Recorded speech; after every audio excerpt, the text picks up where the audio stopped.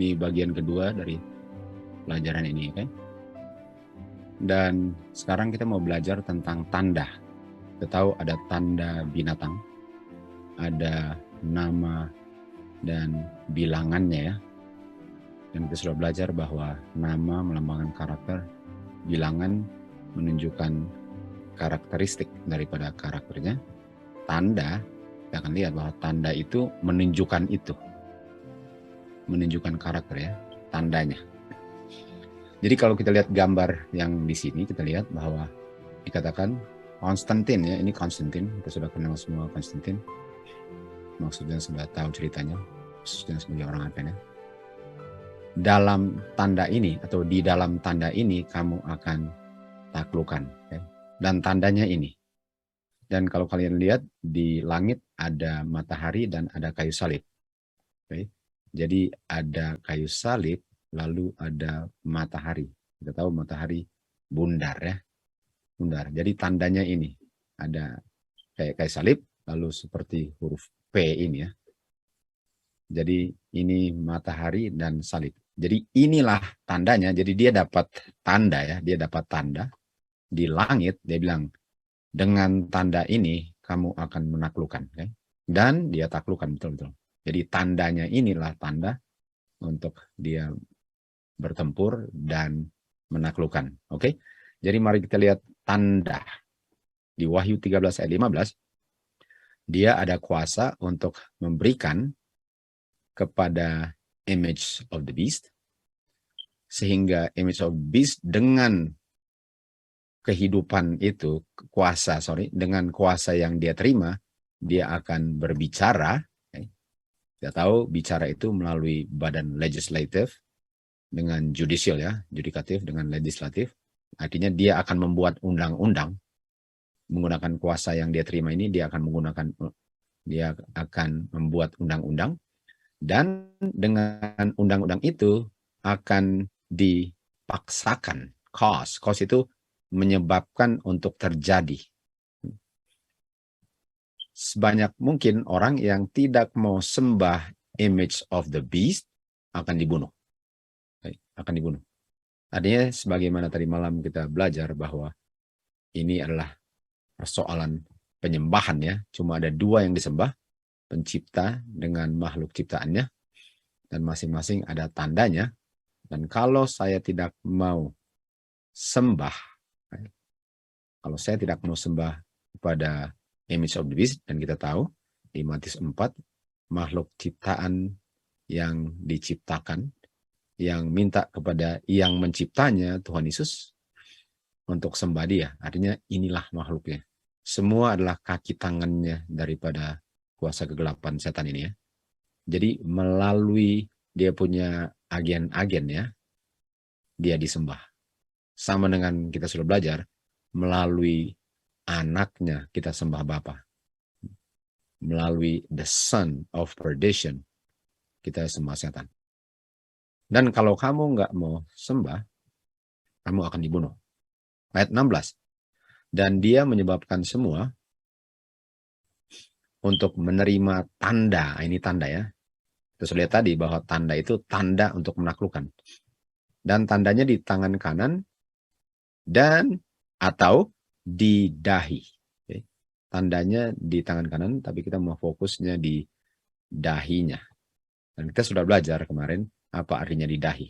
Karakter. Apa yang masuk. Oke. Kamu adalah apa yang kamu makan. Jasmani dan rohani juga. Oke. Jadi akan menerima tanda dan tandanya ditaruh di dahi.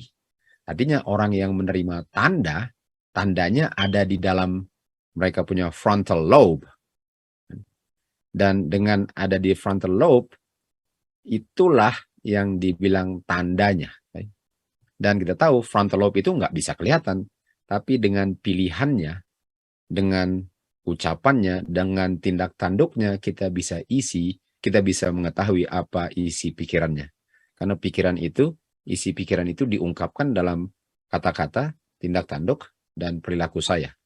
Sikap saya. Itu mengungkapkan apa yang ada di dalam saya punya pikiran, dan itulah tandanya. Jadi tandanya saya bisa lihat dengan pilihannya. saya nggak bisa lihat tanda di dahi. Saya bisa lihat pilihannya, karena pilihannya itulah mengungkapkan dia terima tanda. Okay?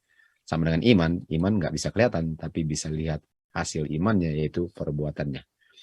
Di Wahyu 13 ayat 4 dikatakan mereka sembah dragon, kita tahu Wahyu 12 ayat 9, dragon adalah setan, yang memberikan kuasa kepada beast ini, dan mereka juga sembah beast ini. Ini sama dengan sembah beast, sembah setan, sembah Tuhan Yesus, anak Bapa, sembah Bapa kan. Dan dibilang mereka memerangi umat Tuhan, okay? Memerangi. Dan untuk memerangi, ini sama dengan gambar di atas ini, bagaimana Konstantin pergi bertempur dan berperang, dan dibilang kamu akan menang kalau kamu gunakan tanda ini. Tanda inilah tanda bukti kamu akan menang. Jadi umat Tuhan diperangi, okay? Peperangan terhadap umat Tuhan. Ini bukan hanya peperangan senjata, ini peperangan spiritual juga kan, lebih spiritual daripada hanya senjata. Karena walaupun orang mati oleh senjata, tapi dia nggak perlu kalah spiritualnya.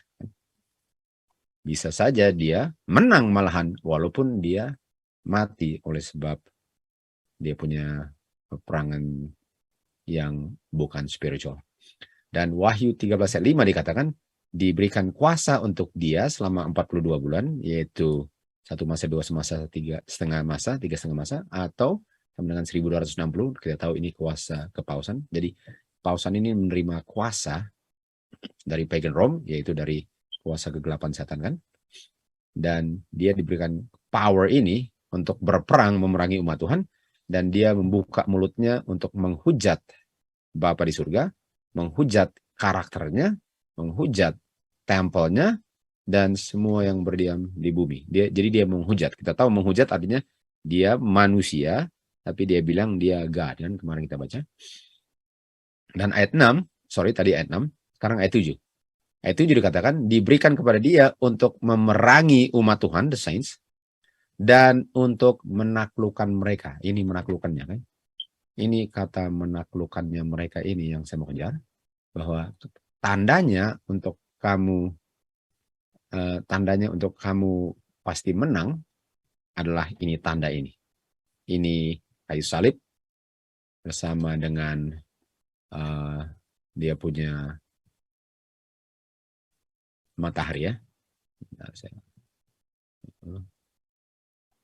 Oke, jadi kamu akan taklukkan umat Tuhan, overcome itu menang berdasarkan tanda. Dan benar-benar dia bunuh umat Tuhan. Tapi bunuh secara jasmani, karena umat Tuhan yang mati martir sebenarnya menang ya. Jadi mereka bilang mereka taklukkan semua. Dan ayat 8, dan semua yang berdiam di bumi akan sembah dia, yang namanya tidak tercatat di buku kehidupan daripada domba yang sudah disembelih sejak penciptaan bumi ini. Okay? Artinya untuk menaklukkan ialah untuk mereka sembah dia. Okay? Untuk menaklukkan, untuk menang artinya tanda ini adalah tanda yang menaklukkan, dan orang yang ditaklukkan adalah orang yang sembah dia. Okay? Jadi untuk sembah artinya sudah ditaklukkan. Bukti ditaklukkan adalah penyembahan. Okay? Oke, kita lanjut lagi. Nah, kita lihat ini. Ini matahari. Kita lihat matahari dengan tanda kayu salib kan. Ini dia. Kalau kita punya communion, ini dalam roti kan. Kalau ini namanya wafer. Roti mereka. Roti yang diberikan kan. Nah, ini dia. Ini bundarnya matahari. Lalu ini dia punya kayu salib. Kan? Ini diberikan kepada orang makan waktu mereka adakan mass. Saya kurang tahu bahasa Indonesianya mass apa ya. Lalu di sini kita bisa lihat bahwa Paus memegang ini, memegang dia punya roti, dan inilah tandanya, tanda Konstantin. Dan kita sudah tahu tentang Konstantin bahwa dialah yang mulai undang-undang hari Minggu, betul? Oh, misa ya, misa. Oke, thank you. Misa. Mas. Okay. Hanya untuk orang Indonesia mengerti saja, oke? Oke, dan inilah tandanya kan. Dan dia bundar ini seperti dia punya roti kan, matahari, lalu ada kayu salibnya. Jadi di upacara misa ini, inilah yang mereka makan. Jadi tanda orang ditaklukkan, tanda orang sembah the beast ialah untuk terima tandanya. Bisa lihat? Untuk terima tandanya ialah untuk sembah dan ditaklukkan karena sekarang dia makan tandanya. Kita tahu bahwa untuk saya makan itu artinya saya terima. Kan? Untuk saya terima. Untuk saya muntahkan artinya saya tolak. Jadi untuk saya makan artinya saya terima tandanya, artinya dengan saya makan itu simbolnya saya sembah. Dalam acara misa ini atau mass. Nah, kalau kita lihat di sini, ini Catholic Guide kepada misa ya. Dan ini tanda-tandanya, kayu salib semua ini kan. Kayu salib. Ini ada yang beberapa macam tanda lah.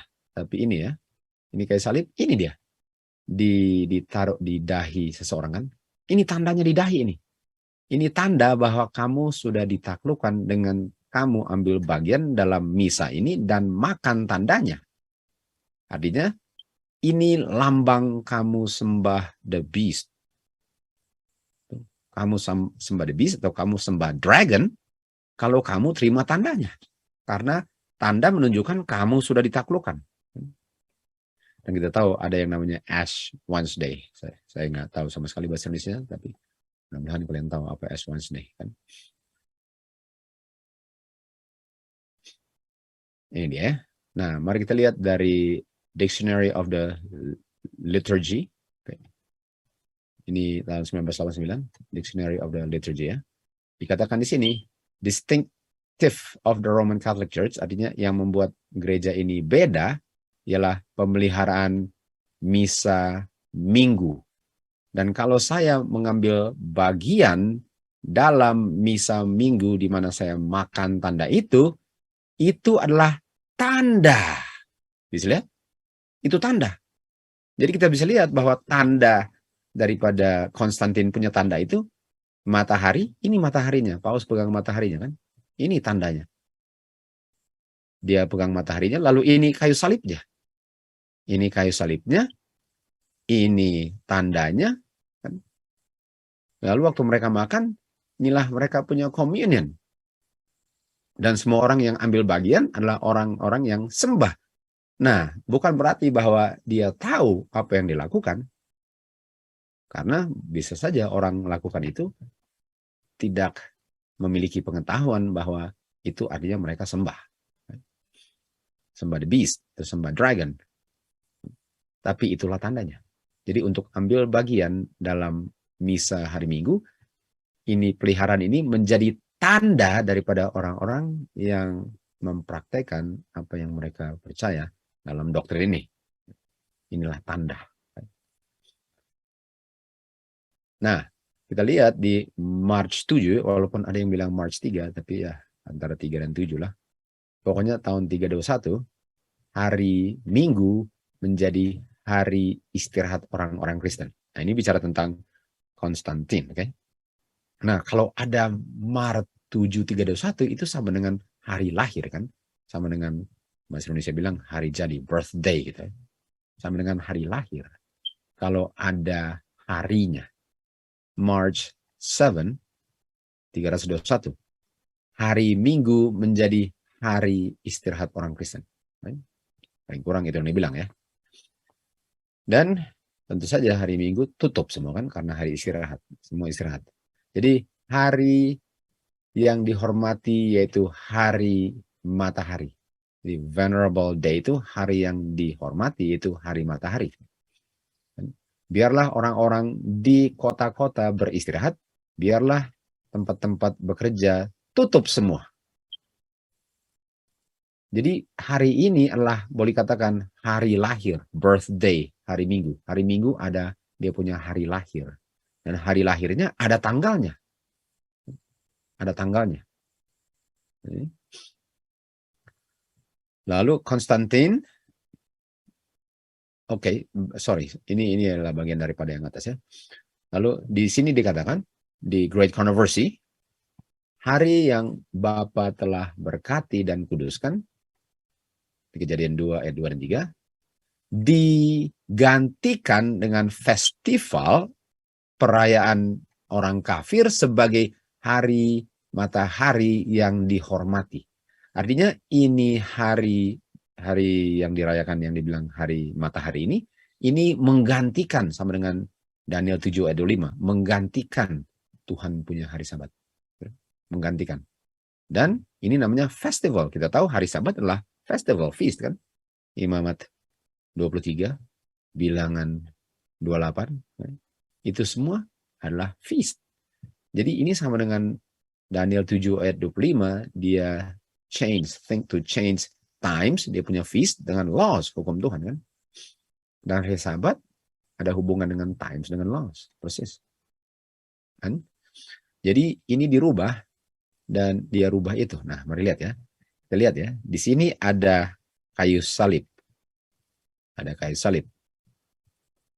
Kayu salib kan kita sudah tahu tandanya. Lalu ini kayu salibnya, mereka punya kayu salib kan, ini kayu salib. Lalu kalau kita lihat organisasi punya logo, ada nggak kayu salibnya juga? Ada. Ada kayu salib juga. Dan kalau kita lihat di punya api-api, kita lihat ya. Kalau kita ambil apinya, jadi saya gambar gini ya, apinya begini. 6 kan?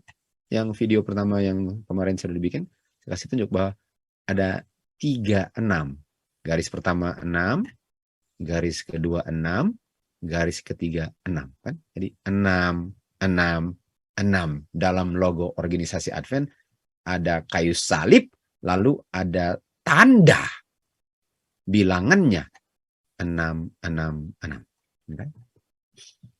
Jadi bisa lihat bahwa bukan rahasia lagi, sudah rahasia umum bahwa organisasi sudah Babylon dan sudah jatuh dan umat Tuhan harus keluar. Itu bukan rahasia lagi. Semua orang harus tahu. Karena kalau nggak tahu itu akan terima kutuk yang ditujukan kepada Babylon dan orang yang tidak keluar akan menerimanya juga. Wahyu 18 ayat 4. Nah, ini dapatnya dari The Faith of Millions. The Faith of Millions ya. Nah, buku yang ini dia The Faith of Millions. Reverend John O'Brien yang tulis kan.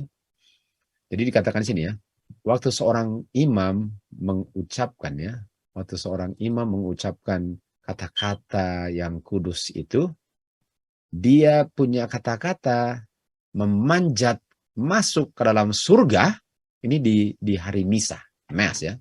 Dia punya kata-kata ini manjat masuk ke surga dan membawa turun Tuhan Yesus dari tahtanya dan menempatkan Tuhan Yesus di mezbah untuk dipersembahkan lagi sebagai korban untuk dosa manusia. Jadi setiap kali mereka adakan Mass, mereka benar-benar katanya turunkan Tuhan Yesus dari tahta di surga. Nggak tahu sedang bikin apa di surga, pokoknya tiba-tiba harus turun, harus dikorbankan lagi supaya kita bisa menjalankan kita punya misa dengan berhasil. Dan dikatakan sini, kuasa yang lebih besar daripada kuasa kerajaan. Okay. Kuasa ini lebih besar daripada kuasa umat Tuhan dan malaikat. Kuasa ini lebih besar daripada malaikat seraphim dengan cherubim. Kuasa ini lebih besar daripada Maria. Okay. Sementara Maria adalah agen manusia, di mana Tuhan Yesus melaluinya menjadi manusia. Okay. Jadi Maria itu adalah bagaimana Tuhan Yesus menjadi manusia dan mati di kayu salib, itu Maria, tapi mereka bilang mereka lebih dari Maria. Dikatakan imam bisa bawa Kristus turun dari surga dan dia nggak bisa pilih untuk tolak, untuk hadir di mezbah, untuk menjadi korban daripada dosa manusia. Kapan saja, bukan satu kali Tuhan Yesus matinya, beribu-ribu kali setiap kali mereka bikin misa ini. Jadi misa ini, waktu bikin misa, saya turunkan Tuhan Yesus dari surga. Dan benar-benar yang dimakan adalah tubuh Tuhan Yesus. Makanya orang-orang setelah perjamuan harus dikubur tubuhnya karena itu benar-benar tubuh Kristus. Benar-benar harus dikubur. Dan kita harus tahu itu bahwa itu kebiasaan kekafiran itu sudah masuk dalam gereja yang mengaku Advent kan, di mana harus kubur dia punya roti setelah dimakan kalau nggak habis. Dan imam ini berbicara, dan kalau imam berbicara di misa, Kristus yang mereka bilang God, nggak ada awalnya dan kuasa yang terbatasnya, tunduk kepalanya dan merendahkan dirinya untuk memenuhi perintah daripada imam yang sedang menjalankan dia punya misa. Sekali lagi, dia punya roti ini adalah tanda ditaklukkan. Artinya, kalau tanda ditaklukkan itu artinya tadi kita sudah baca bahwa ini mereka yang makan ini sembah kan? Mereka sembah beast. Mereka sembah beast. Jadi kalau kita lihat, apakah dikatakan bahwa mereka lebih powerful daripada Kristus? Nah, kalau mereka lebih powerful daripada Kristus, artinya apakah Kristus yang disembah atau mereka? Kalau mereka bisa perintahkan Kristus, tinggalkan tahtamu, apapun yang engkau lakukan di surga, tinggalkan, turun ke sini jadi kita punya korban. Siapa yang lebih berkuasa? Kan? Siapa yang lebih berkuasa? Artinya, siapa sembah siapa. Ini sama dengan waktu setan bilang, semua ini saya berikan kalau kamu sembah kan? Karena sembah itu sembah kepada kuasa yang lebih besar.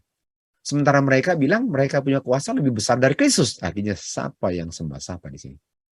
Dan untuk mengambil bagian dalam misa, Mass, Sunday Mass, kan? Artinya saya bilang bahwa mereka lebih powerful daripada Kristus dan nggak boleh sembah Bapa melalui Kristus, harus sembah beast atau dragon yang kita tahu adalah setan. Jadi setiap kali mereka bikin misa, itu tanda bahwa orang yang berpartisipasi walaupun mereka nggak mengerti,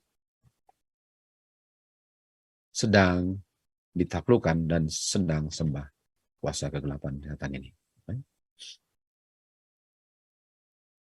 Nah, kita lihat dari ini Faith of Millions, dengan hadirnya di misa, itulah tanda daripada orang-orang Katolik yang menjalankan misa ini. Lalu dikatakan, worship God, okay? Kalau worship God dan tuntutan untuk hadir pada Sunday Mass, okay? Artinya kalau kamu dikatakan kalau kamu mau worship God, kamu harus hadir di Sunday Mass. Karena itu tandanya kamu. Padahal tanda apa? Tanda kamu sembah the beast. Nah, kita bicara tentang hari Minggu. Paulus punya Laudato Si 237, kita sudah tahu bahwa hari Minggu sebagaimana partisipasi dalam Eucharist inilah. Misa ini kan ada pentingnya. Ada sesuatu yang penting daripada menghadiri Eucharist atau misa itu. Hari Minggu bukan hari Sabatnya hari Yahudi, tapi sebagaimana orang Yahudi ada hari Sabatnya, kita pun ada hari Sabat namanya Minggu.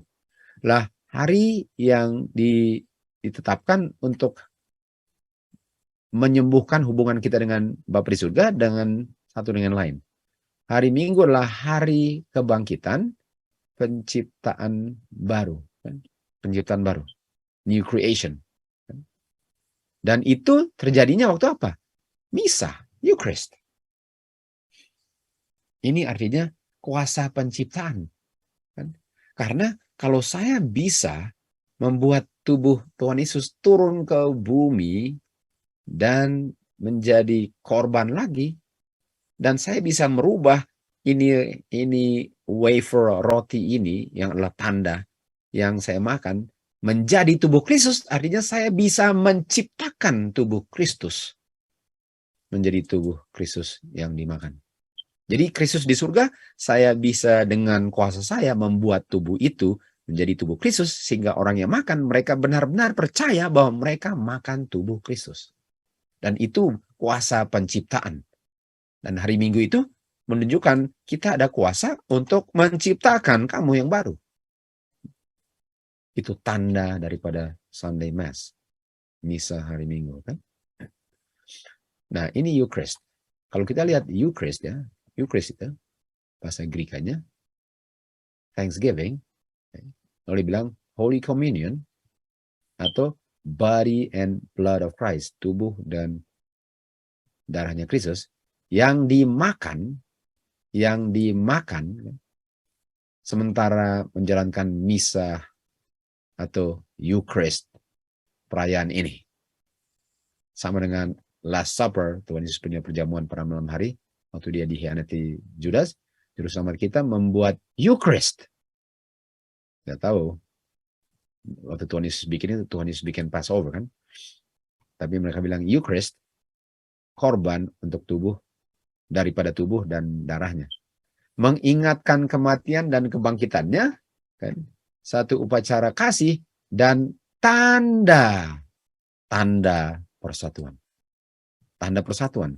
Dan kita sudah belajar bahwa tanda persatuan adalah Trinitas. Persatuan itu hanya bisa terjadi dalam kuasa Roh Kudus, dengan catatan Roh Kuduslah oknum ketiga dalam pengertian mereka.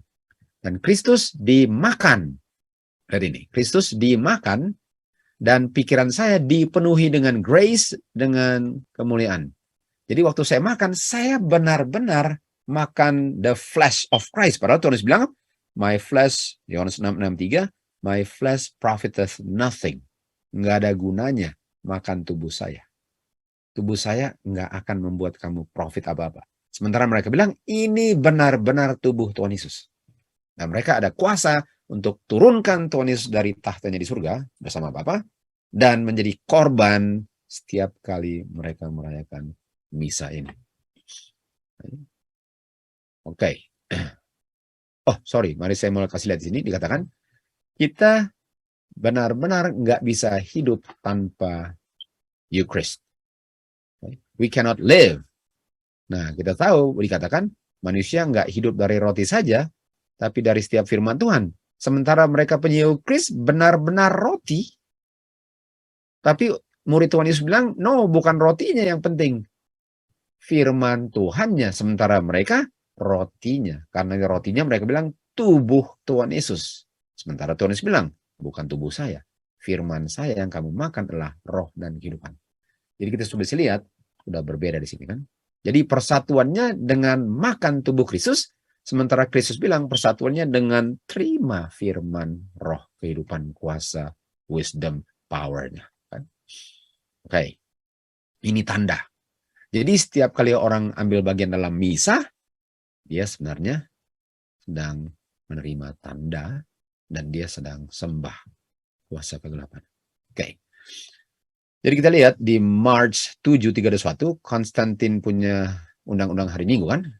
Ini dia punya hari Minggu. Nah, kalau ada hari jadi, kalau ada hari ulang tahun, hari birthday, artinya ada lahirnya. Dan kalau lahir artinya anak.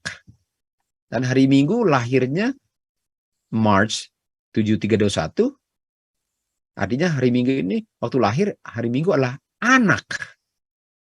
Anak daripada yang melahirkannya kan. Anaknya Konstantin lah boleh dikatakan. Betul? Lalu Konstantin berikan kuasanya kepada siapa? Kepada kepausan. Nah, kita baca di sini. Semua hakim-hakim di kota, orang-orang, semua tukang-tukang akan istirahat pada hari yang dihormati, hari matahari itu. Ini Justin yang punya code ya. Nah, jadi kalau kita lihat bahwa hari Minggu itu ada hari lahirnya, itu yang saya mau tekankan. Nah, mari kita lihat tulisan Roh Nubuat di sini di Great Controversy. Orang-orang Protestan sekarang mendesak bahwa hari kebangkitan Kristus pada hari Minggu, hari kebangkitan Kristus pada hari Minggu menjadi hari Sabat orang Kristen. Karena bicara tentang kebangkitannya. Nah, kalau bicara tentang kebangkitannya, ini kan, waktu ambil bagian dalam dia punya misa ini atau Eucharist, itu adalah new creation. Itulah hari Minggunya. Jadi orang-orang Protestan yang melakukan yang sama sebenarnya sudah tunduk dan sembah kepada kuasa sebagai Tuhan. Enggak ada kehormatan diberikan kepada hari itu oleh Kristus atau murid-muridnya. Enggak ada. hari Minggu.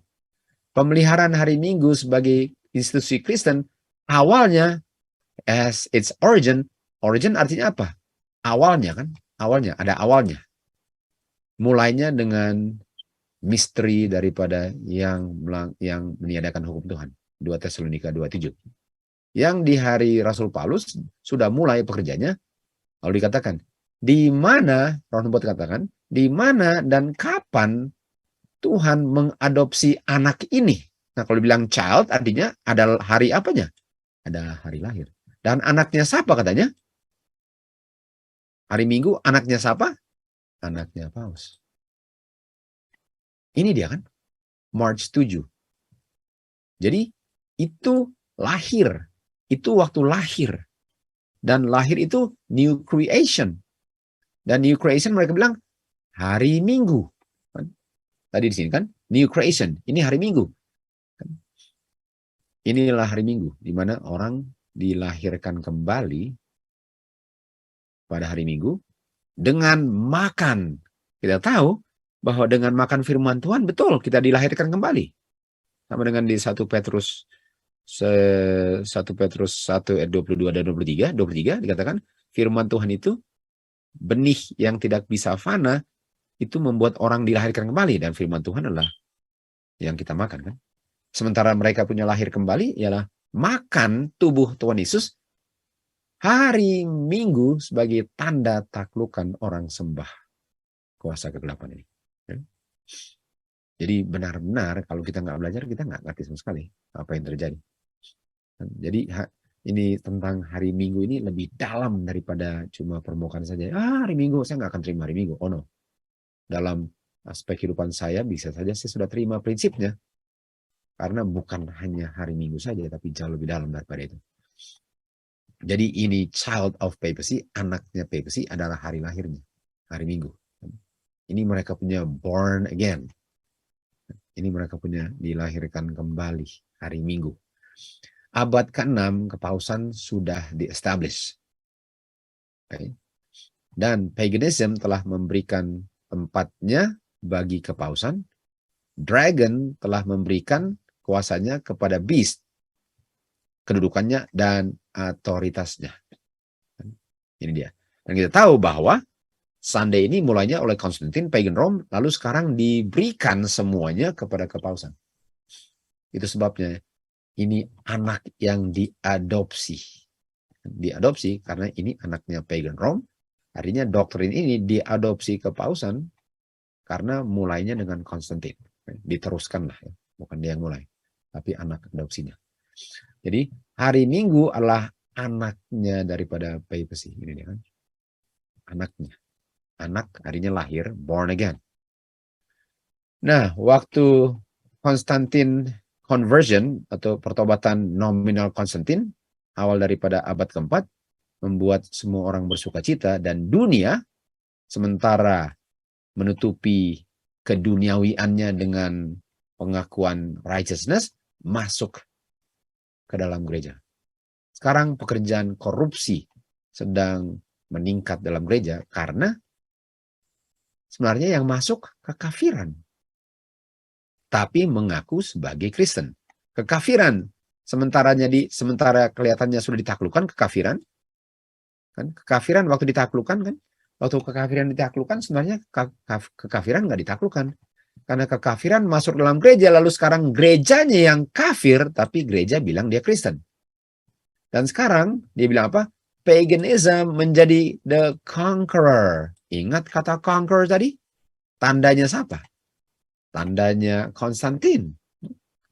Artinya sekarang, ini misa ini adalah kekafiran. Semua kekafiran. Nggak ada hubungannya dengan ajaran yang keluarnya dari mulut Bapa. Ini semua kekafiran. Rohnya menguasai gereja. Rohnya menguasai gereja. Roh kekafiran. Doktrinnya, dia punya ceremonies, acara-acara, dan superstition yang mereka percaya sebagai apa itu bahasa Indonesianya? Tahyul or something seperti itu. Sekarang sudah disatu padukan menjadi iman dan acara worship daripada orang-orang yang mengaku sebagai orang Kristen. Ini dia. Jadi kita bisa lihat bahwa gereja ini, gereja Katolik ini, walaupun mengaku Kristus, tapi bukan main kafirnya. Penyembahan berhala, menggantikan hukum yang berhala, semuanya diganti. Tapi mengaku sebagai pengikut Kristus. Padahal dia adalah penganiaya pengikut Kristus. Nah, sekarang kita lihat. Pertanyaannya, kenapa orang-orang Protestan merayakan hari Natal? Christmas kan?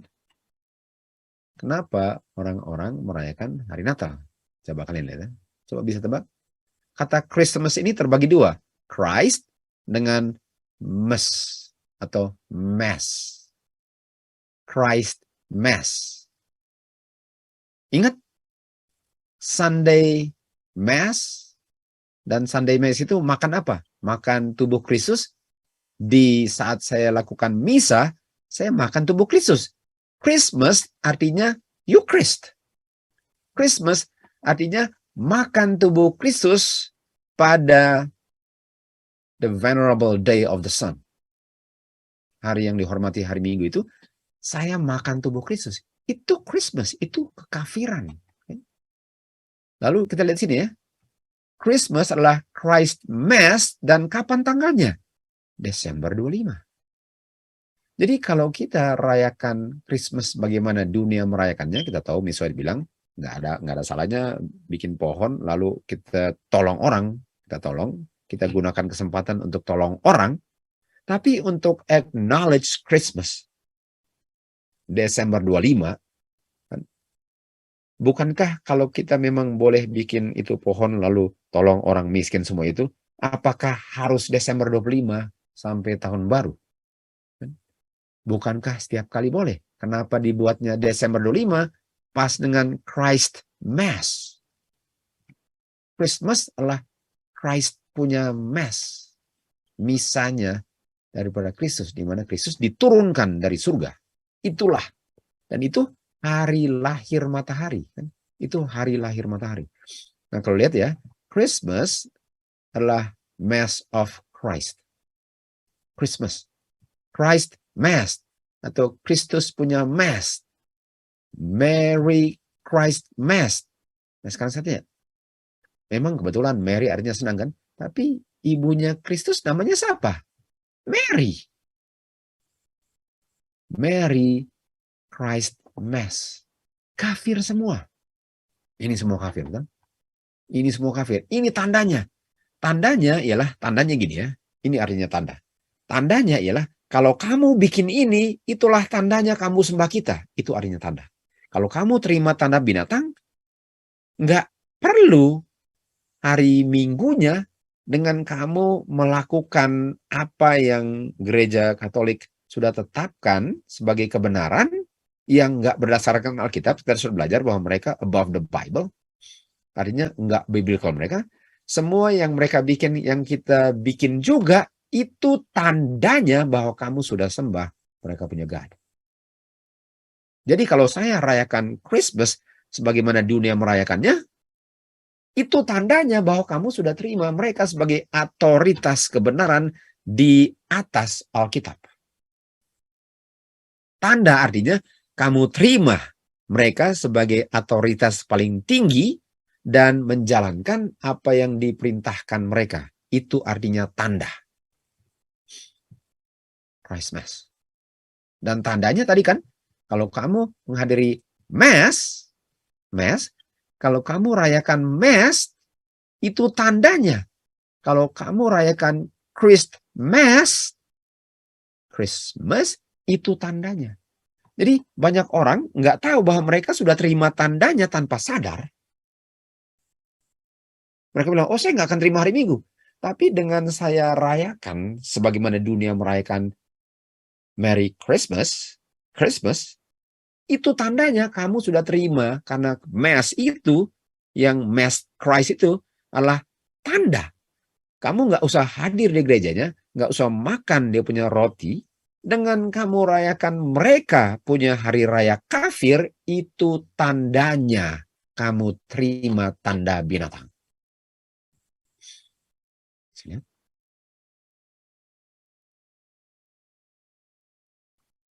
Dilihat di winter solstice dengan Christmas mystery ya. Untuk 3 hari, Desember 22, 23, dan 24, matahari terbit persis di sama latitudinal atau declination degree. Jadi derajatnya sama ya.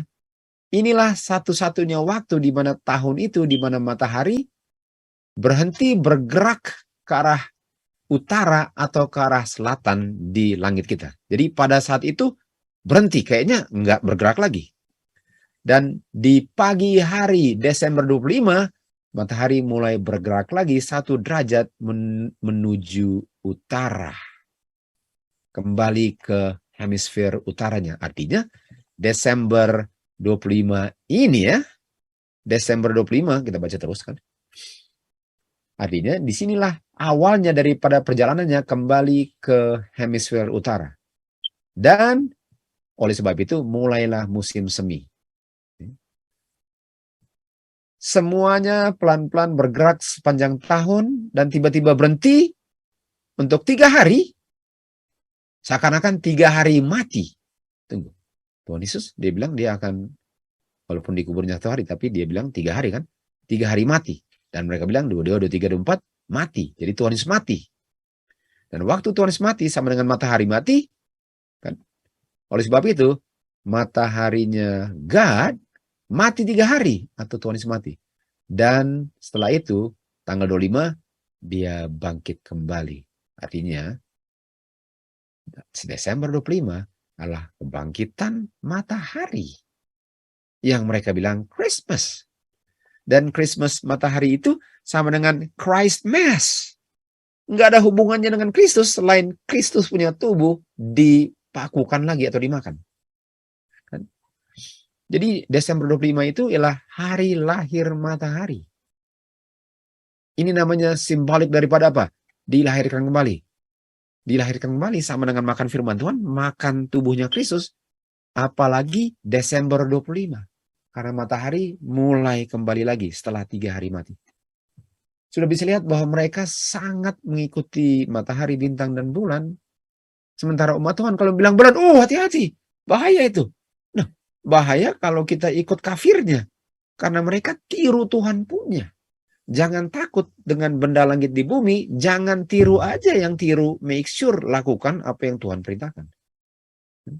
Kalau feast, lihat bulan lalu lihat matahari. Kalau hari Sabat, lihat matahari. Maksudnya feast yang yearly feast kan. Gitu. Tapi pada umumnya, oh namanya matahari, oh hati-hati. Bulan hati-hati. Di mana hati-hatinya? Hati-hatinya kalau saya nggak ngerti bahwa mereka ini tiru yang benar. Jadi katanya Tuhan Yesus lahirnya tanggal 25 September. Padahal ini yang lahir adalah matahari. Dan siapa yang namanya penuh dengan terang? Lucifer. Matahari. Makanya sembahnya siapa? Sembah matahari. Jadi mereka kasih bilang ini kelahiran Kristus. Dan waktu orang bilang, oh kelahiran Kristus saya mau rayakan. Waktu saya merayakan kelahiran Kristus yang bukan, saya terima tanda binatang. Saya terima tanda binatang. Apalagi kalau orang melakukan itu Easter. Semua itu sama. Ini dia. Lahir matahari. Desember 5, birthday of the sun. Ini kan. Ini siapa ini? Apakah di Alkitab ada Santa Claus? Coba ya. Kalau dibilang Santa Claus. Kita tahu kan. Santa adalah S-A-N-T-A. Saya mau tulis di sini ya. Santa Claus. Nah, lihat ini ya. Ini matahari. Jadi waktu mereka makan wafer, tanda apa? Matahari. Sama matahari ini. Sama matahari. Birthday of the sun. Sembah. Jadi sebagaimana orang Majus ini mau sembah Tuhan Yesus pada kelahirannya, mereka pun sembah. Mereka bilang Tuhan Yesus, tapi mereka sembah matahari pada hari kelahirannya. Santa Claus. Nah, saya mau tulis di sini sebentar. Habis itu saya mulai lagi ya. Kalian sudah bisa tebak apa yang saya mau tulis. Kan? Santa kan? Oke, saya mau tulis lagi. Santa. Sorry, salah tulis. Santa. Mirip nggak? Satan Claus. Mirip? Santa Claus Sebenarnya Santa bunyinya apa? Satan Claus. Ini dia. Dia dari utara. Ini kan. Siapa yang mau datang dari utara? Siapa yang mau di utara? Lalu bilang, kalau kamu baik, kamu dapat hadiah. Emangnya orang bisa baik tanpa Kristus? Artinya works. Kalau kamu baik, kamu dapat hadiah. Lalu hadiahnya permen yang penuh dengan gula putih lagi, betul? Main. Oke, kita lanjut. Kita lihat bahwa tanggal 25, siapa dibaptis? Clovis. Dia dibaptisnya 25 September. Dan Clovis namanya apa? Desember 25, Clovis dibaptis. Dan Clovis, dan apa yang dipegang? Dia pegang tanda kayu salib. Nah, tanda kayu salib kita tahu kan, kayu salib apa? Itu tanda taklukan kan? Dan ditaruh atau dikasih di dahinya kayu salib, di dahinya Clovis. Dan di dahinya Clovis kayu salib itu sama dengan apa? Misa. Dan misa artinya kamu ditaklukkan dan kamu akan menaklukkan semua yang tidak percaya Trinitas. Semua yang tidak percaya Trinitas, taklukan. Sama dengan Konstantin kan? Taklukan. Dan tanda kayu salib. Jadi kita tahu bahwa mereka bikin tanda kan? Seperti begini dan begini. Kayu salib kan? Ini kayu salibnya. Itu tandanya Konstantin untuk taklukan semua yang tidak mau setuju dengan ajarannya. Lalu si Clovis namanya apa? Dia adalah anak sulung gereja. Anak sulung, betul. Karena dia dibaptisnya tanggal 25 Desember, artinya dia anak. Sama dengan hari Minggu adalah the child of papacy. Ini juga Clovis adalah anak daripada gereja. Tanggal 25. Apa yang terjadi? Visigoth, kita tahu Arian kan? Arian ini kita tahu mereka ditaklukkan. Dan tahun 508 ditaklukkanlah Clovis. Kalau Clovis taklukkan kuasa Arian dengan tanda itu. Dengan tanda ini kamu taklukkan. Artinya yang ditaklukkan siapa? Yang diperangi siapa? Semua yang tidak mau sembah Trinitas. Semua yang tidak mau sembah setan melalui Trinitas ditaklukkan. Okay. Yang ditaklukkan adalah Heruli, Vandal, dengan Goth. Karena mereka tidak setuju dengan ajaran Trinitas ini. Dan kita bisa lihat bahwa Christmas adalah Christ Mass. Itulah tanda. Kalau kamu partisipasi dalam Christ Mass tadi, kalau kamu partisipasi dalam misa Kristus pada hari Minggu, itu tandanya kamu sembah the beast. Dan oleh sebab itu, perang dinyatakan. Clovis taklukkan kerajaan Visigoth tahun 508 dan disitulah tanda mereka taklukkan semua yang tidak mau sembah. Kan? Tidak mau sembah Trinitas ini. Jadi kita lihat tadi di Wahyu 13 dikatakan, kalau kamu tidak mau sembah, kamu akan dibunuh. Well, buktinya Heruli, Vandal, and Goth nggak mau sembah, dibunuh. Dan di akhir zaman terulang kembali. Akan terulang kembali. Ini dia. Nah, mari kita lihat ya. Ini Trinity Sunday namanya. Hari Minggu, kita tahu hari Minggu ada hubungan dengan Trinitas kan? Sudah pasti. Karena God yang satu, tandanya, satu God, tandanya hari ke-7. God yang ada 3 ini, yang sebenarnya satu, yang makhluk ciptaan bukan pencipta, tandanya hari Minggu. Ini dia. Trinitas Sunday adalah tanda. Tanda. Trinitas Sunday, hari Minggu adalah tanda kamu sembah Trinitas. Kamu terima otoritas gereja untuk sembah Trinitas. Salah satunya Christ Mass. Christmas. Nah ini dia kan. Mereka sembah matahari. Trinitas Sunday, Sunday worship. Artinya kalau kamu sembah hari Minggu, kamu sembah Trinitas. Kamu Trinitas, kamu sembah hari Minggu.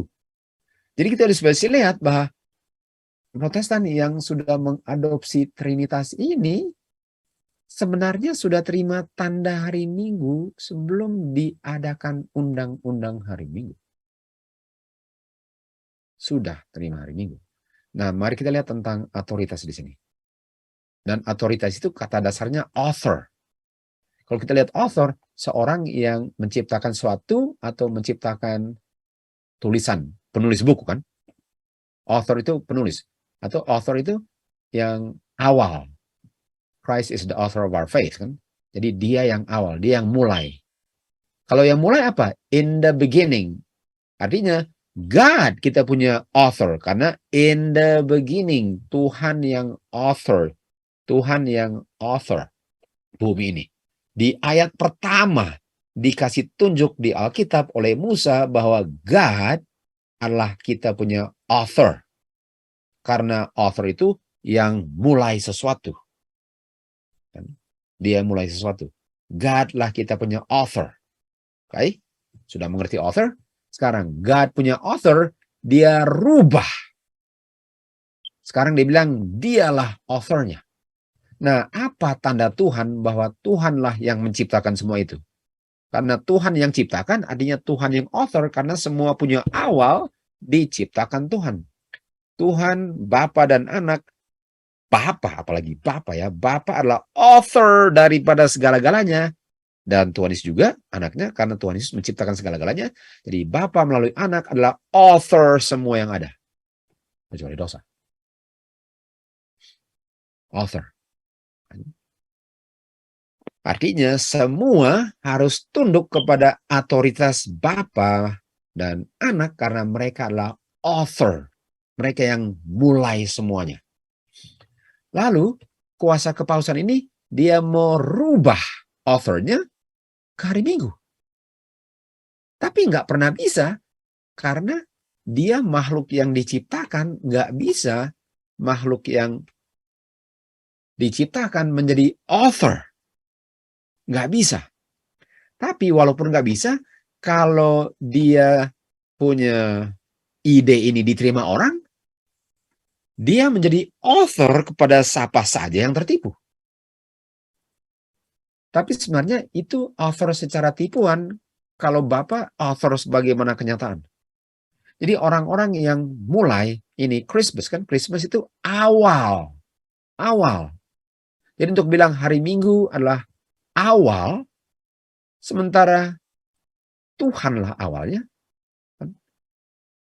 Dan tandanya Tuhan bahwa Tuhan itu author hari ke-7, kalau kuasa ini adalah hari pertama tandanya. Apa yang diciptakan sebelum hari pertama untuk membuktikan kuasanya, nggak ada. Itulah caranya untuk melupakan kuasa Tuhan, untuk merubah harinya ke hari Minggu, hari pertama, sehingga hari Minggu mengingatkan orang akan hari sebelumnya di mana nggak ada yang diciptakan, sehingga nggak ada kuasa yang perlu diingat. Jadi author. Oke, kita katakan di sini, sekali lagi, Gereja Katolik dengan kuasa ilahinya katanya, misi ilahinya merubah hari Sabat, hari ke-7 ke hari Minggu. Nah, artinya kalau hari Sabat adalah tanda Tuhan sebagai kita punya author, sekarang authornya diganti ke gereja ini karena sekarang dia bilang kitalah authornya. Dan kita authornya hari Minggu. Kalau Bapa di surga hari Sabat, kita authornya hari Minggu. Kitalah yang menciptakan hari ini sebagai hari peristirahatan. Bapa di surga. Makanya mereka harus mengakui bahwa ini pilihan mereka. Kalau enggak, itu bukan author. Kalau saya meniru orang lain, saya bukan author. Kalau saya buat hari Sabat, hari ke-7 adalah author. Enggak bisa. Itu sudah authornya Tuhan. Dan karena Tuhan punya author hari ke-7, tanda author hari ke-7, mereka harus pilih hari lain yang nggak pernah ada oknum di semesta alam pilih, sehingga itu menjadi mereka punya tanda authority. Jadi waktu mereka buat hari Minggu itu adalah mereka punya ciptaan. Dan buktinya bahwa orang-orang Protestan mengikutinya. Kalau saya mau buat satu cerita dongeng dan nggak ada yang percaya, nggak ada gunanya. Apa gunanya saya tulis buku lalu nggak ada yang baca? Apa gunanya saya bikin sesuatu lalu nggak ada yang percaya. Tapi otoritas itu hanyalah berlaku, hanyalah bermakna kalau ada yang percaya walaupun dengan cara tertipu. Jadi setan, walaupun nggak patut disembah, dia terima sembahan walaupun sembahnya dengan cara tertipu. Tuhan nggak mau disembah kalau dengan tertipu dia disembahnya. Setan dengan cara apapun termasuk tipuan dia mau disembah. Karena nggak bisa disembah. Jadi author artinya awal hari Minggu adalah mereka punya ciptaan. Jadi makanya mereka nggak bisa sembunyikan ini. Untuk apa mau sembunyikan kalau saya mau kamu percaya sama saya punya authority lalu saya nggak bilang siapa mau turut. Makanya mereka terbuka bilang ini kita rubah. Kita rubah. Dan kalau kita rubah artinya itulah otoritas daripada hari ini karena kita yang rubah. Dan buktinya kamu setuju artinya kamu tunduk kepada kita punya otoritas. Christmas adalah mereka punya authority. Christmas adalah author. Gereja ini adalah author daripada Christmas. Jadi kalau kita merayakan Christmas, bagaimana mereka merayakan Christmas? Kalau kita mau merayakan Christmas, kalau kita mau merayakan Tuhan Yesus punya kelahiran, setiap hari, nggak perlu hari tertentu kan? Kenapa harus buat musimnya mereka, tanggalnya mereka, dan acara mereka, dan hiasan mereka? Artinya kita sudah terima mereka punya otoritas Christmas. Sudah terima tanda binatang. Protestan tidak sadar bahwa dengan memelihara hari Minggu, lihat ini, mereka menerima otoritas paus. Dan kalau terima otoritas paus, tanda otoritasnya apa? Hari Minggu. Dan hari Minggu tanda apa? Tanda saya sembah beast dan dragon. Artinya, dan Christmas. Christmas adalah hari authornya juga. Artinya dengan orang Protestan merayakan Christmas, sebagaimana mereka pun merayakan Christmas, saya terima otoritas gereja, dan dengan terima otoritas gereja, saya sembah beast dengan sembah dragon, karena saya mengakui otoritasnya. Dengan saya memeliharanya, saya terima tanda binatang. Kita lihat di sini. Kalau penulis harus ada tangan yang tulis kan? Nggak bisa tulis pakai telinga. Nggak bisa, walaupun ada yang saya bilang telinga karena ada yang bisa tulis pakai kaki kan. Tapi kita ambil yang normal-normal lah ya. Tulis pakai tangan, jari tangan. Nah, kita lihat 10 hukum ditulis oleh Musa atau tangan Tuhan. Dan tangan Tuhan melambangkan apa? Roh Tuhan. Ditulis oleh jari-jari Tuhan. Artinya Tuhan adalah author daripada 10 hukum. Tuhan adalah author 10 hukum. Artinya kalau saya pelihara hari ke-7, saya sembah authornya. Karena dengan Tuhan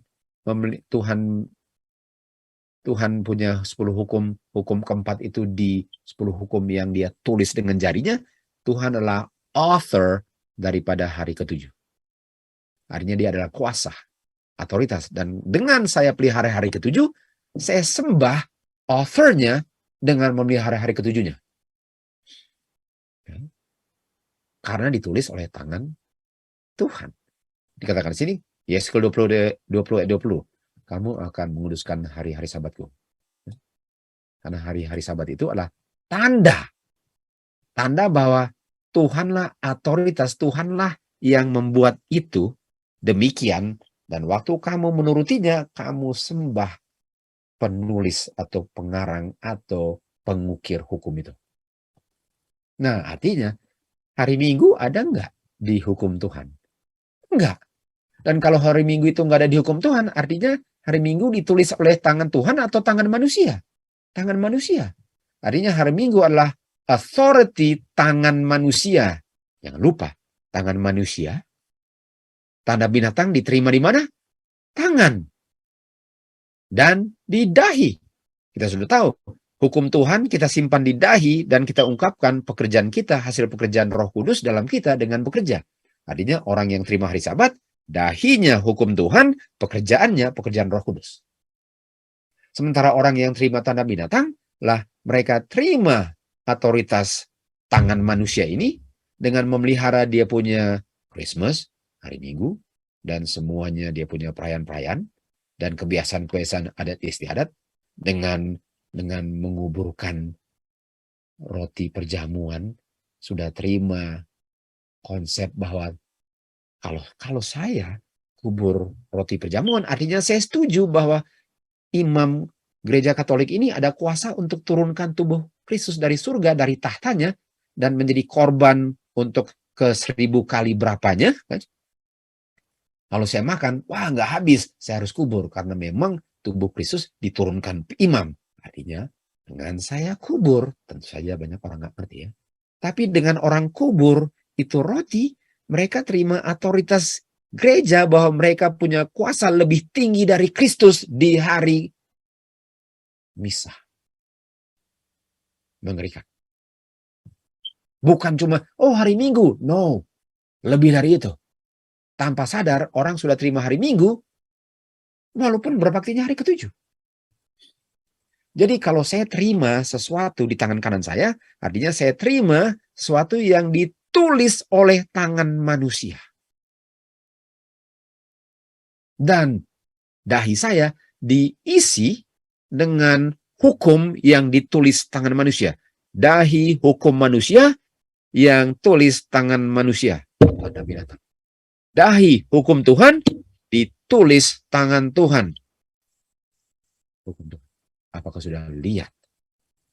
Penting sekali untuk mengerti ini. Seakan-akan, pokoknya bukan hari Minggu. Padahal dahinya udah penuh dengan hukum manusia.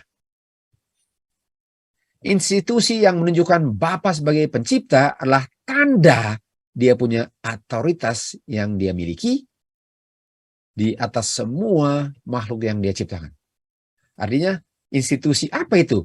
Institusi hari Sabat. Artinya, hari Sabat adalah tanda bahwa saya terima hukumnya dalam dahi saya, dan pekerjaan saya adalah pekerjaan Roh Kudus yang saya ungkapkan dalam kehidupan saya, bukan hasil pekerjaan saya. Itu meterai. Dan itu diganti dengan hari Minggu. Tanda mark otoritas gereja Roma. Dan untuk merubah hari itu, ialah kita rubah di mana Tuhan nggak perintah itu, kita yang bikin. Memang Tuhan bilang hari Sabat. Oke, kalau mau hari Sabat, hari Sabat. Kalau mau hari Minggu, hari Minggu. Hari Sabat itu Tuhan punya. Hari Minggu itu kita punya. Kamu mau turut yang mana? Hari Minggu, artinya kamu sembah kita. Karena kamu pilih, dan kamu pilih mau sembah otoritas Tuhan atau otoritas kita. Tuhan nggak buat hari Minggu loh. Ini kita yang buat. Dan kalau kamu tetap untuk pelihara hari Minggu, kamu terima tanda binatang.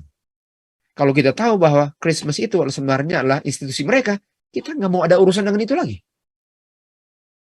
Karena dengan saya mau bikin upacara itu dan bikin merayakannya, itu sama dengan saya terima hari Minggu. Karena hari Minggu dengan Christmas adalah otoritas mereka, ciptaan tangan manusia. Saya terima di dahi pengetahuan Christmas, dan saya terima tangan karena ditulis tangan manusia.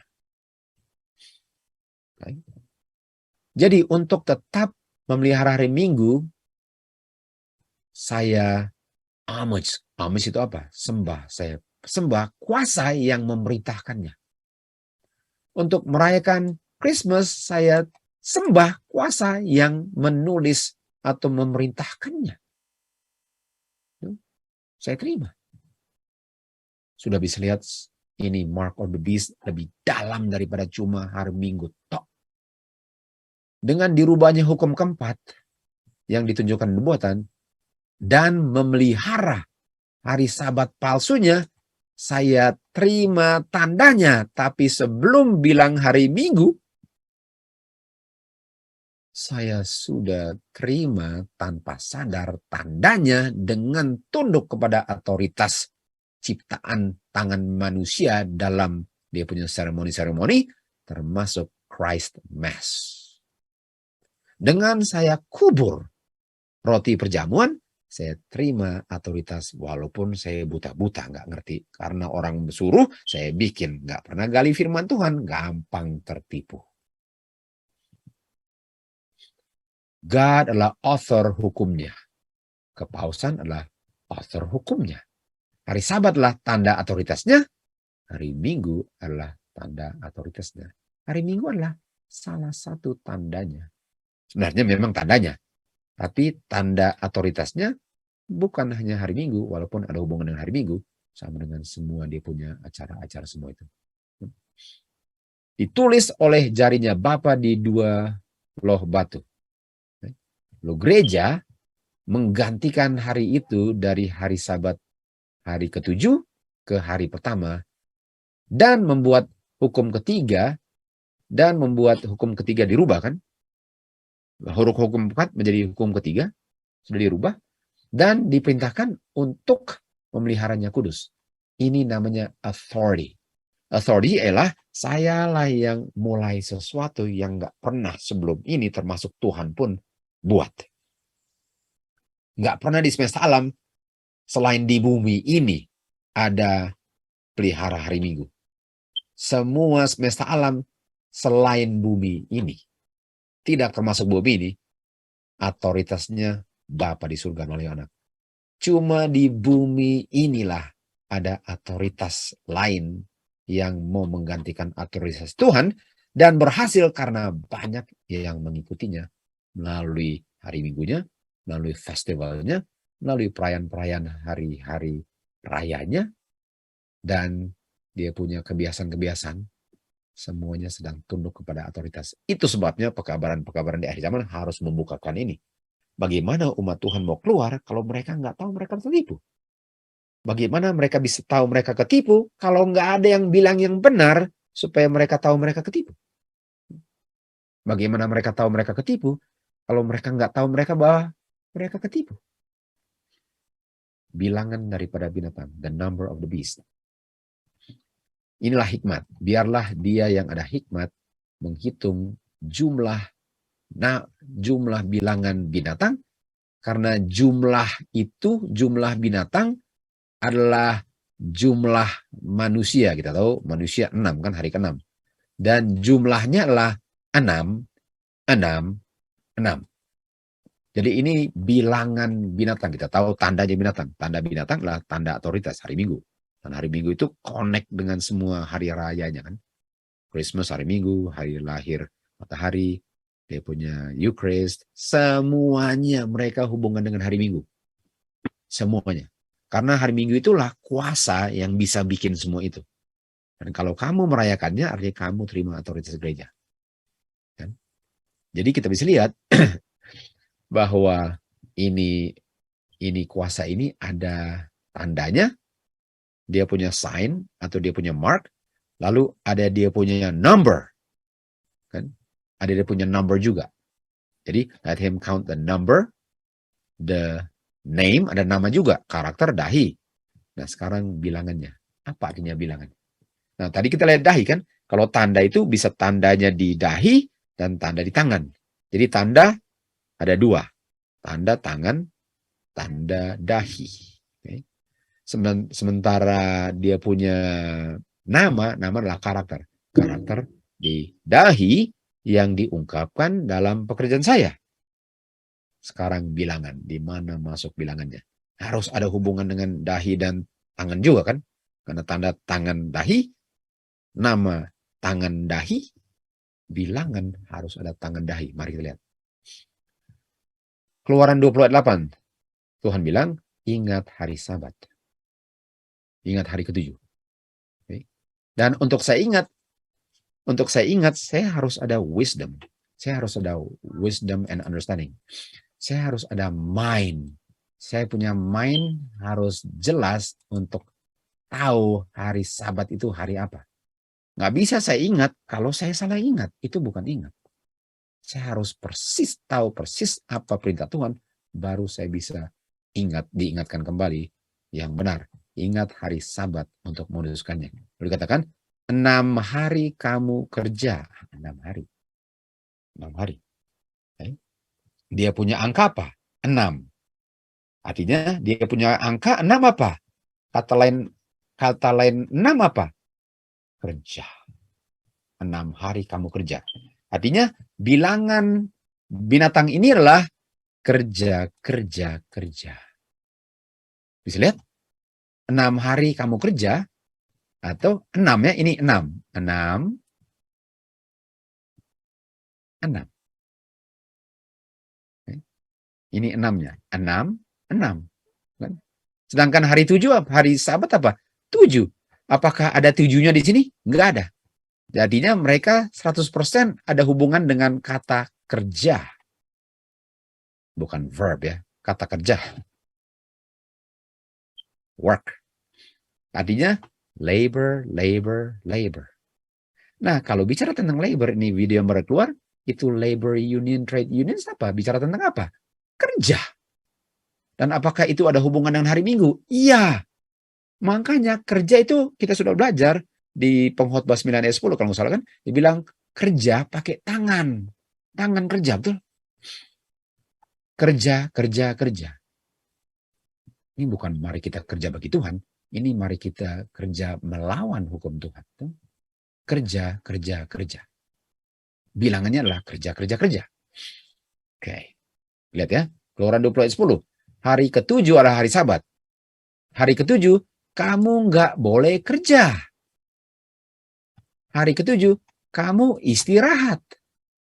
Nah, sekarang saya tanya, kalau angkanya 6 semuanya, kapan istirahatnya kalau nggak pernah sampai ke-7? Kerja, kerja, kerja, kerja, kerja, kerja, kerja, nggak pernah istirahat. Nggak pernah istirahatnya. Karena 6 sama dengan kerja.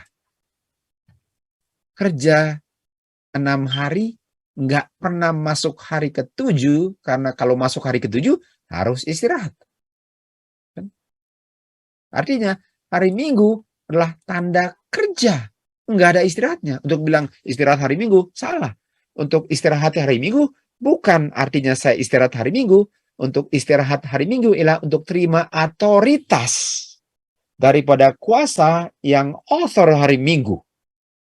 Bukan artinya saya istirahat hari itu, walaupun saya istirahat hari itu, sebenarnya saya terima otoritasnya dengan saya terima hukum untuk istirahatnya. Jadi walaupun saya istirahat hari 1 hari, itu sama dengan kerja bagi Tuhan. Karena nggak ada istirahat selain hari ke-7. Soal keselamatan. Jadi hari ke-7 istirahat, di sini nggak ada hari ke-7-nya, nggak ada 7-nya, bukan 667, 676, atau 766, atau 776, atau 677, atau 777. Nggak ada unsur istirahatnya. Dan istirahatnya berapa hari? 1 hari. 7th day adalah hari ke-7, 1 hari. Nggak ada kerja. Nah, kita lihat di Wahyu 14:11. Mereka yang terima tanda binatang dan image-nya, yang menerima tanda namanya, memiliki bilangannya. Memiliki 666. Kenapa? Karena mereka apa? No rest. Labor. Day and night labor. Nggak ada restnya. Mereka no rest. Artinya untuk nggak rest, ialah untuk terima hari yang menjadi tanda otoritas bahwa saya tolak bahwa Tuhan yang bekerja untuk mengerjakan keselamatan saya, bukan saya. Untuk istirahat, untuk beristirahat, ialah untuk bilang bahwa Tuhan yang bekerja, bukan saya. Untuk tolak hari ke-7 hari istirahat, ialah untuk bilang bahwa saya harus menggunakan saya punya tenaga usaha untuk bisa menyelamatkan diri. Itu artinya untuk beristirahat. Oke. Sepertinya saya ada angkat tangan atau salah tindis kayaknya ya. Oke, apa-apa. Jadi kita lihat ya, 1, 2, 3, 4, 5, nggak ada rest. 1, 2, 3, 4, 5, nggak ada rest. 1, 2, 3, 4, 5, nggak ada rest. Jadi kalau saya selalu pikir, kenapa ada 3? Oh, kita tahu Trinitas ada berapa? 3. Kalau God the Father, God the Son, God the Holy Spirit, Trinitas apa? Hari Minggu kan? No rest, no rest, no rest. Nggak ada tujuhnya. No rest. Nggak ada istirahat. Yang worship the beast, bukan worship God. Semua worship the beast. Baik. Sekarang kita lihat tanda iman. Kalau tadi kita lihat tanda untuk taklukan. Tanda taklukan, I have overcome the world. Mereka yang taklukkan dunia, taklukannya dengan apa? Dengan iman. Kita tahu ayat itu bilang bahwa dengan iman kita taklukan. Overcome the world dengan iman. Sementara mereka overcome the world dengan mereka punya otoritas. Kayu salib dan matahari. Itu mereka punya tanda. Tanda sign of faith. Kita tahu sign kata lainnya apa? Sign kata lainnya seal. Jadi kalau mereka punya tanda untuk taklukan, umat Tuhan punya tanda adalah seal. Dan yang taklukan kuasa Tuhan, bukan kuasa manusia. Ibrani 4 ayat 2, Injil itu dikabarkan kepada mereka sebagaimana kita juga dikabarkan, tapi karena tidak ada iman, jadi nggak ada gunanya Injil kalau nggak percaya. Dan mereka yang terima Injil tapi tidak percaya, tidak ada iman, tidak istirahat, tidak masuk peristirahatan, nggak masuk tanah perjanjian yang melambangkan surga karena nggak ada iman. Iman itu artinya apa? Iman itu artinya saya percaya bahwa Tuhanlah yang mengerjakan keselamatan saya. Saya serahkan semuanya kepada Tuhan. Tapi kalau nggak ada iman, saya yang berusaha untuk selamatkan diri saya. Saya yang berusaha untuk nggak bohong lagi. Saya yang berusaha untuk nggak ngegosip lagi. Saya yang berusaha untuk tidak layani daging lagi. Kalau iman, saya percaya Tuhan sanggup. Kalau percaya berdasarkan pekerjaan, Petrus berusaha untuk mudah-mudahan nggak tenggelam di atas laut. Kalau iman, dia loncat ke laut dan jalan karena dia tahu yang membuat dia jalan adalah kuasa Kristus. Itu bedanya iman dengan pekerjaan. Orang yang selalu berdasarkan works, bukan roh Tuhan berdiam dalam dia, nggak pernah bisa masuk rest. Dan di Ibrani bilang, bicara tentang apa ya ini rest? Hari ke-7. Ini rest ini bicara tentang bukan beristirahat di padang belantara sudah capek. Ini bicara tentang rest hari ke-7 karena dia punya reference tentang minggu pertama, minggu penciptaan. Dan mereka nggak masuk rest, artinya mereka hilang, mati di padang belantara. Nggak apa-apa mati di padang belantara kalau memang mati lalu tua atau apa. Tapi ini mati dalam pengertian hilang selama-lamanya. Karena Harun kita tahu mati, tapi bukan berarti dia hilang kan. Sementara orang yang hilang, orang yang mati di padang belantara, bukan cuma mati padang belantara, hilang dan akan dibangkitkan 1000 tahun kemudian setelah Tuhan Yesus datang.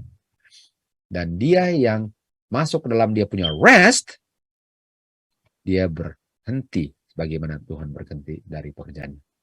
Dia bilang apa?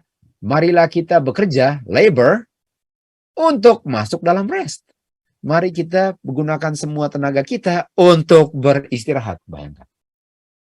Bukannya kita gunakan segala tenaga kita untuk bekerja, no, kita gunakan tenaga kita untuk beristirahat. Kalau tidak, saya seperti mereka tidak percaya.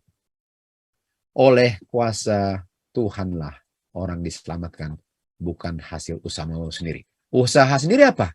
Kalau saya bilang not of yourself, kata lain not of yourself apa? Saya akan tulis ini. Apa kata lainnya? Benar. Bisa? Lalu not of works. Kata lain not of works-nya apa? Kalian sudah tahu. Bukan hasil apa? Ini tanda binatang. Tanda binatang di Alkitab padat. Semua hasil works itu tanda binatang. Okay. Ini. Makanya dia bilang, kalau kamu ada hikmat dan pengertian, hitunglah jumlahnya. Orang bilang, apa yang mau hitung? 666, apa yang mau dihitung lagi? Mereka nggak tahu di Alkitab penuh dengan 666. Nah ini ya, dikatakan sini. Kamu punya good works adalah hasil pekerjaan penciptaan Kristus. Jadi Tuhan Yesus yang bekerja dan pekerjaannya Kristus dalam penciptaan diungkapkan dalam kamu punya good works. Ini bukan 666. Ini bukan 666. Ini apa? Walaupun nggak ada tandanya, saya mau bilang ini apa? Meterai Tuhan. Ini 777. Kenapa? Karena kalau Tuhan yang bekerja, saya punya works adalah apa? Istirahat. Saya punya works adalah istirahat. Dan saya mau kasih 37. Kenapa bukan 27? Sudah tahu kan? Kita sudah belajar. 37 artinya apa? Kuasa di dalam Bapa, yang adalah kuasa di dalam anak, yang adalah kuasa di luar mereka, di dalam murid-muridnya. 777. Makanya, apakah si Naaman bilang, oh lebih baik saya di Damaskus aja untuk sembuhkan diri saya dari kusta. Kalau cuma celup di Damaskus aja kan, dia punya sungai di sana bersih, di sini butek, betul? Lebih baik di sana saja.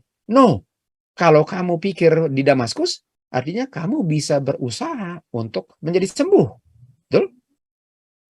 Kamu berusaha dan kamu nggak akan sembuh di Damaskus. Kamu celup di sini bukan airnya, kamu menurutnya. Dan berapa kali dia celup? 7 kali. 7 kali artinya Tuhan yang sembuhkan, bukan sungai di Damaskus yang sembuhkan. Itu artinya 7, bukan 6. Kan? Dan ini tanda apa? Tanda adalah seal, dan orang yang di seal menerima tanda di dahi dan di tangan karena mereka apa? Ada iman, bukan hasil pekerjaan mereka.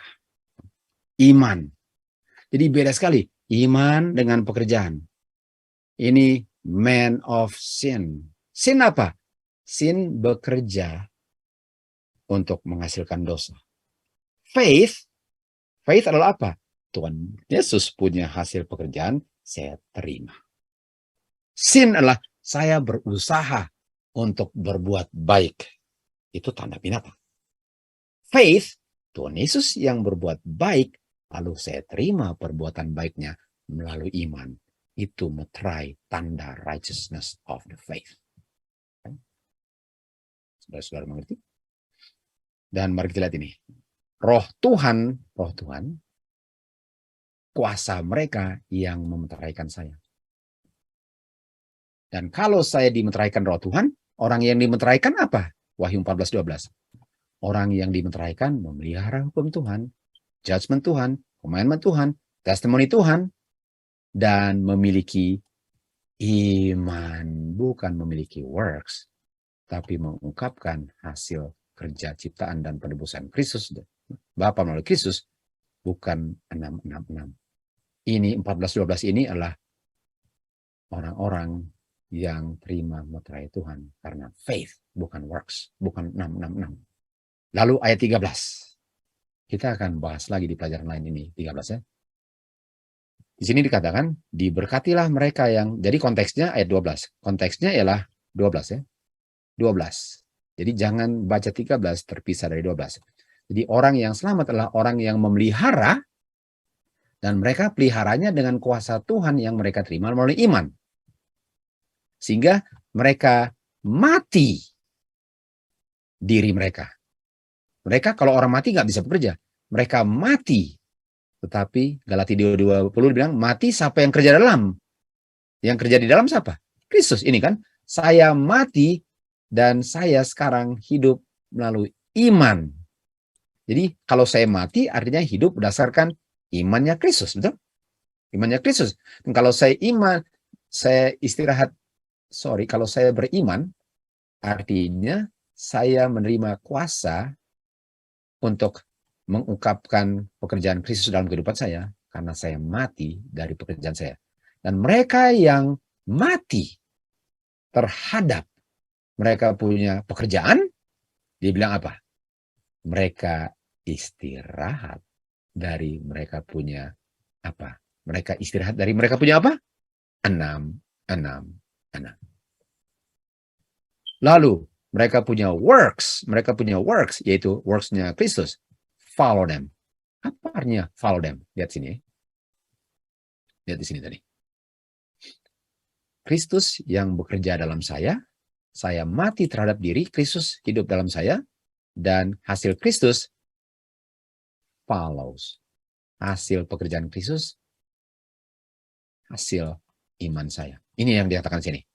Artinya, waktu saya mati terhadap diri, saya mati terhadap 666, saya crucify 666, saya salibkan 666, itu saya salibkan 666, saya istirahat, saya mati dari saya punya 666, dari pekerjaan saya.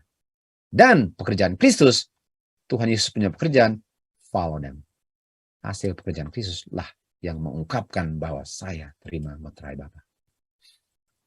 Di Keluaran 31:13 dikatakan, hari Sabatku adalah tandaku. Hari Sabat adalah tanda bahwa aku yang bekerja menciptakan dan menyelamatkan, bukan kamu. Inilah tanda antara Tuhan dengan anak-anaknya sampai di akhir zaman sekalipun. Bahwa 6 hari Tuhan bekerja, dan pada hari ke-7 dia beristirahat.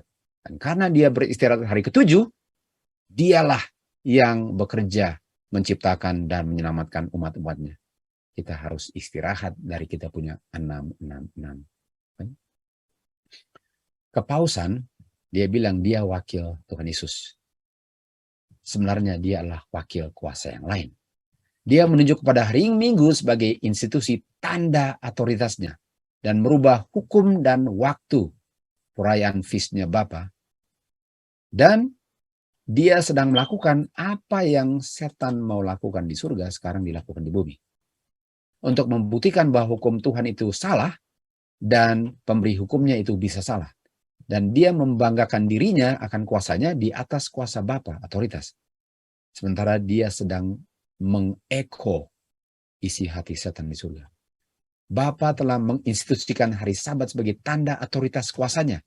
Dan kepausan mengambil bagian dalam pekerjaan kegelapan evil ini, menunjuk kepada hari Minggu sebagai tanda kuasa dan otoritasnya. Hari matahari, hari Minggu adalah hari yang didedikasikan untuk penyembahan kekafiran yang sangat keji. Dan itu dirayakan hubungannya dengan penyembahan matahari. Jadi kita lihat, ada 2 author di sini. Satu hari Sabat, satu hari Minggu. Dan semua dia punya acara liturgi, dia punya Christmas, dia punya semua yang dia buat itu, kalau saya lakukan, saya terima tanda bahwa dia adalah author saya, dan author saya perlu disembah. Dan kalau saya sudah terima semua, dia punya feast, dan dia punya apa saja yang dia buat, dia author bukan dari Bapa, sebenarnya saya tanpa sadar sudah sembah dia. Dan dengan sembah dia, saya sembah siapa? Sembah setan. Dikatakan di sini, hari Minggu adalah tanda otoritas kita.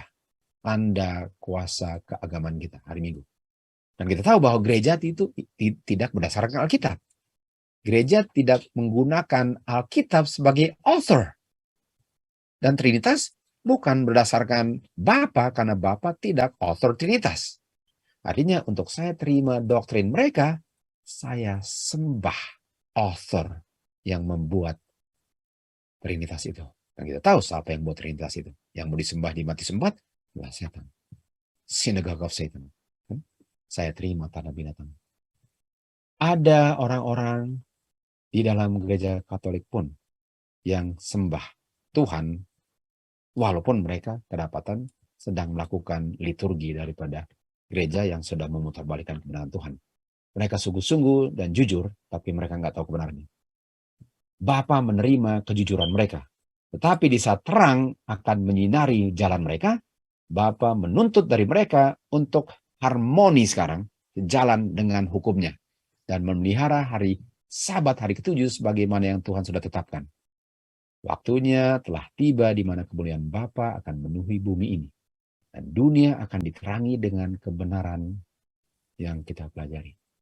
Seruan akan berseru, dan orang-orang yang jujur akan keluar dari gereja ini dan gereja lain dan dari manapun dan berpisah dan tidak lagi akan menjamah yang najis yang keluarnya dari 3 roh, kata kita.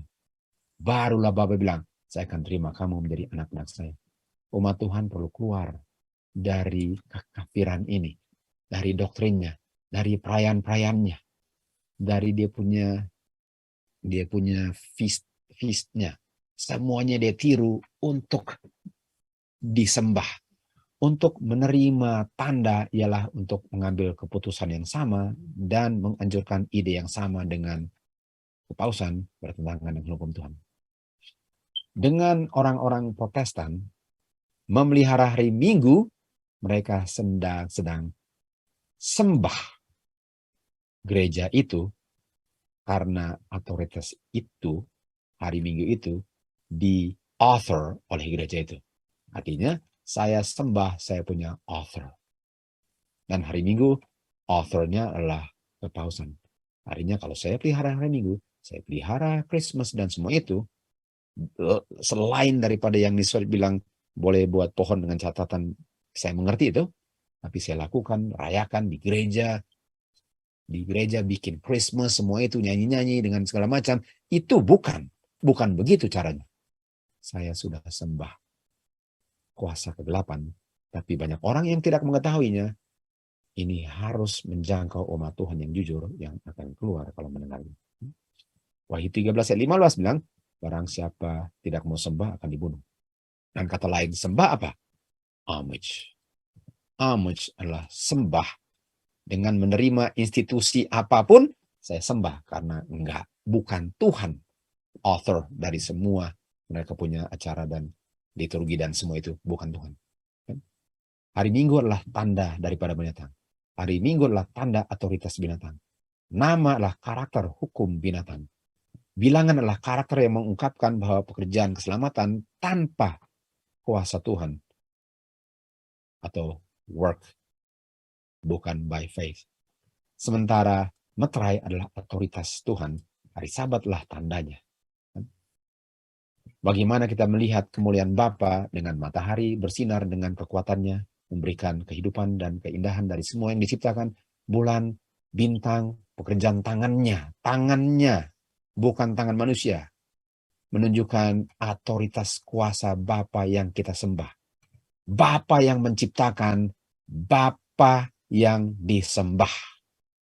Nama, the name of Lord. Musa mengambil 2 loh batu dan Tuhan menulis di loh batu ini. Tulis artinya apa? Author. Dia membuat 2 loh batu seperti yang pertama, karena yang pertama sudah dikasih hancur Musa kan? Kalau enggak. Dan dia bilang apa? Waktu dia kasih hukum Tuhan, dia bilang apa? Saya akan sebut nama karakter Jehovah God. Artinya karakter Jehovah God di mana? Di 10 hukum. Dan jantung daripada 10 hukum apa? Hari Sabat.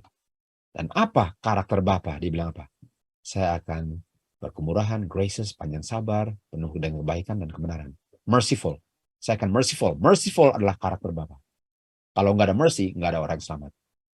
Saya akan mercy kepada ribu-ribu orang dan mengampuni dosa mereka. Oleh apa?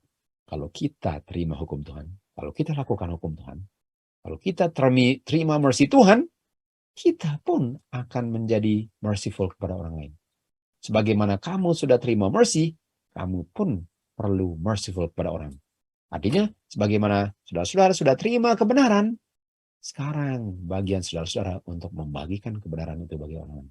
Bagaimana saya sudah terima yang saya butuhkan untuk selamat, bagikanlah kepada orang lain yang membutuhkannya karena mereka pun perlu diselamatkan.